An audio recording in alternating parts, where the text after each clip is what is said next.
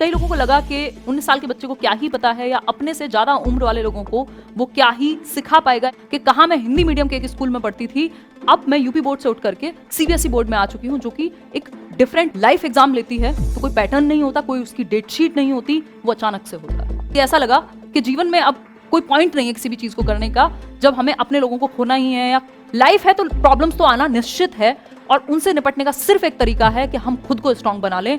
3 वो बातें जो मैं जाते जाते आपसे कहना चाहती हूँ। Hello friends, this is Himanshi and welcome to Josh Talks. मैं एक टीचर हूं, और जब मैं ये कहती हूँ कि मैं एक टीचर हूं, इसका मतलब मैं लोगों को सिखाती हूं और उनसे सीखती हूं। सीखने सिखाने की कोई उम्र नहीं होती, लेकिन इस बात पर भी कई लोगों ने डाउट किया। मैंने शुरुआत की थी पढ़ाने की 19 साल की उम्र में, और कई लोगों को लगा कि 19 साल के बच्चे को क्या ही पता है या अपने से ज्यादा उम्र वाले लोगों को वो क्या ही सिखा पाएगा या इस प्रोफेशन के साथ जस्टिस नहीं कर पाएगा। उन लोगों के ये डाउट आज की डेट में ऑटोमेटिकली क्लियर हो चुके होंगे, मैं कर चुकी होंगी होपफुली। मेरे साथ कुछ 15-20 लाख लोग जुड़े हुए हैं, 2-3 किताबें मैं लिख चुकी हूँ, और ये जो लर्निंग की प्रोसेस है ये हमारी कॉन्टिन्यूस चल रही है। तो मैं आपको एक बात यहाँ कहना चाहूंगी कि जब भी लोग आप पर डाउट करें या कहें आपके सपने आपकी औकात से ज्यादा बड़े हैं, तो उस बात को, उनके उस पॉइंट को जवाब मुंह से ना दे करके कहीं उस चीज को नोट कर लीजिए अपने दिमाग में या पेपर पर, और जस्ट वर्क ऑन इट। कोशिश कीजिए, काम कीजिए अपने ऊपर, और जवाब अपने आप मिल जाएंगे। मेरे चैनल का नाम है लेट्स लर्न, जिसका हिंदी मतलब होता है चलिए सीखते हैं। मेरा जो फोकस था वो इसी बात पे था कि मैं खुद सीखूं और लोगों को सिखाऊं, और ये सीखते सीखते जो प्रक्रिया है वो आज 15-20 लाख लोगों तक पहुंच चुकी है, और करोड़ों में लोग देख चुके हैं मेरे वीडियोस को। अगर मैं बात करूं तो सीखने की जब बात आती है तो एक छोटा सा एग्जाम्पल मुझे याद आता है महाभारत का। शायद आपने महाभारत की एक कथा सुनी होगी, जिसका एक किस्सा है कि अभिमन्यु ने कैसे चक्रव्यूह को भेदा। फिर भी मैं आपको थोड़ा सा रिमाइंड कराने के लिए बताती हूँ। कौरवों और पांडवों के बीच में युद्ध था। कौरवों ने एक चक्रव्यूह की रचना की जिसको भेदना असंभव था, लेकिन सिर्फ अभिमन्यु ही उस समय वहां मौजूद था जो उसको भेद सकता था। अभिमन्यु जो सबसे छोटा था उम्र में, उसने उस चक्रव्यूह को भेदा। और ये जो शिक्षा थी उसे कब मिली थी? जब वो अपनी माँ के गर्भ में था, यानी पेट में था। माँ के गर्भ से, माँ के पेट से हम सीखना शुरू कर देते हैं। जीवन पर्यंत जब तक हम मरते हैं तब तक हम सीखते हैं। तो सीखना एक ऐसी प्रक्रिया है जो जन्म से भी पहले से शुरू हो जाती है और हमेशा चलती रहती है। इसीलिए शायद मुझे सीखने का इतना शौक है, लर्निंग मुझे फैसिनेट करती है, और इसीलिए मैंने इस प्रोफेशन को चुना। क्योंकि जब आप टीचर कहते हैं खुद को, तो इसका मतलब सिर्फ आपको सब कुछ आता है ये नहीं है। इसका मतलब है आप जीवन भर सीखने के लिए तैयार हैं।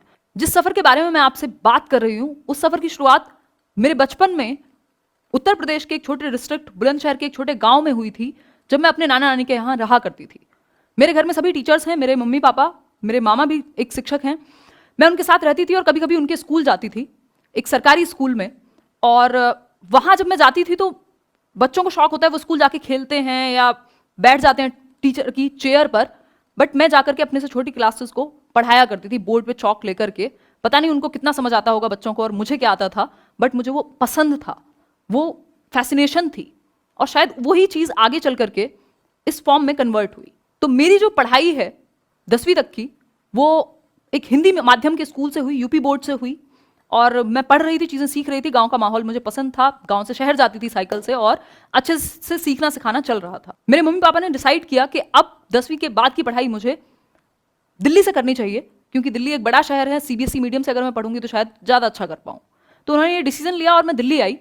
10वीं क्लास से पढ़ना शुरू किया मैंने, और कई सारी समस्याओं का सामना मुझे करना पड़ा, क्योंकि मेरा माहौल पूरा चेंज हो चुका था। जहाँ मैं रहती थी घर में, वो भी एक नेचुरल एनवायरनमेंट में गाँव में मैं रहती थी, वो भी चेंज हो चुका था। और स्कूल का माहौल, वो सबसे बड़ा ट्रांजिशन था, एक सबसे बड़ा परिवर्तन था कि कहाँ मैं हिंदी मीडियम के एक स्कूल में पढ़ती थी, अब मैं यूपी बोर्ड से उठ करके सीबीएसई बोर्ड में आ चुकी हूँ, जो कि एक डिफरेंट पैटर्न है और सारी चीज़ें वहाँ डिफरेंट हैं, अंतर है। एक छोटा सा किस्सा है, जब मैं ट्यूशन जाया करती थी 10th में, तो साइंस के ट्यूशन में मुझे काफ़ी डिफिकल्टी मुझे साइंस में होती थी, विज्ञान में, क्योंकि टेक्निकल शब्द होते हैं और मैंने वो हिंदी मीडियम में पढ़े थे बचपन से। तो मैं चीज़ें लिखती थी, बहुत कोशिश भी करती थी ज़्यादा जल्दी से समझ पाऊँ चीज़ें, बट कई बार ऐसा होता था कि मुझे रेफरेंस के लिए पुराने अपने शिक्षकों को कॉल करके पूछना पड़ता था कि ये वाष्पीकरण की प्रक्रिया है, इसको हिंदी में क्या कहते हैं, ये कैसे है। जैसे ही बात हिंदी में आती थी तो समझ में आ जाती थी।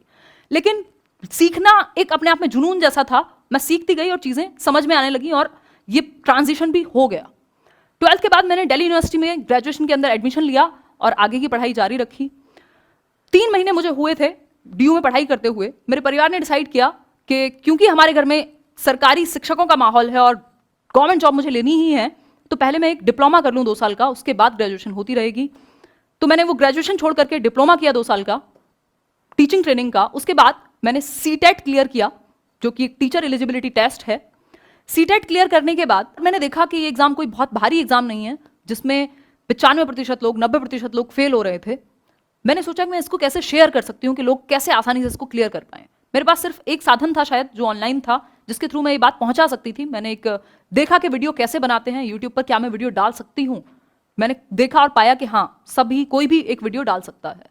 मैंने कोशिश की, थोड़ा सा कुछ पॉइंट्स बनाए कैसे कैसे आप एग्जाम को क्लियर कर सकते हैं। एक 2.5 मिनट का वीडियो हाथ में फोन लेकर के मैंने शूट किया, अटक अटक करके, जिसमें मैं बहुत बार बीच में हम और अटक रही थी।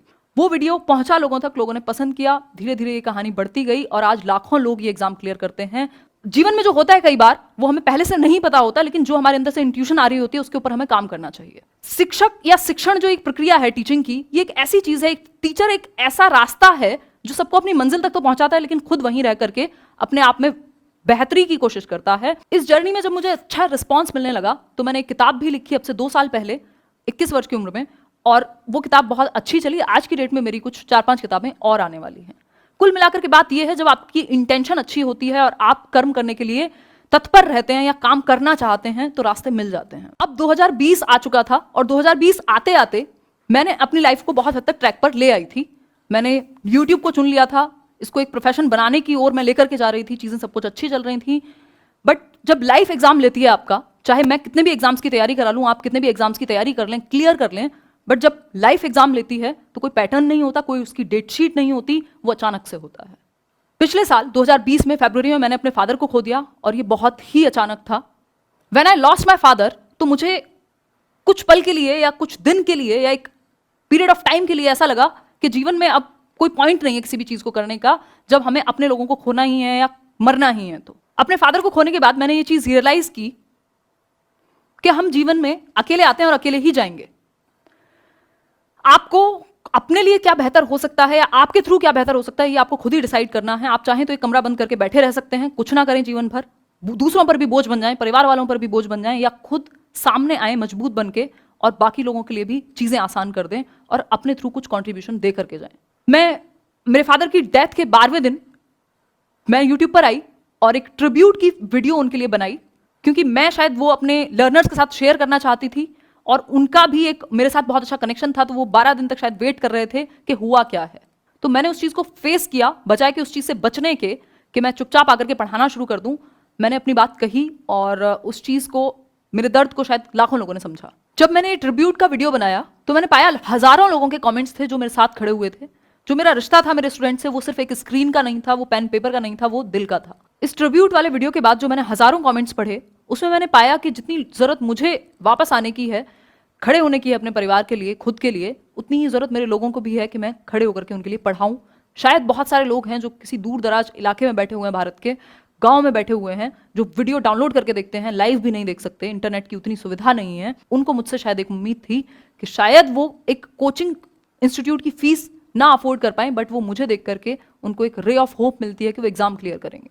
मैं वापस आई, मैंने पूरे जोश से पढ़ाना शुरू किया और जो रिजल्ट है वो आप देख ही रहे हैं। हम लोग 16 लाख लोग जुड़े हुए हैं और आगे ये संख्या बढ़ती जा रही है।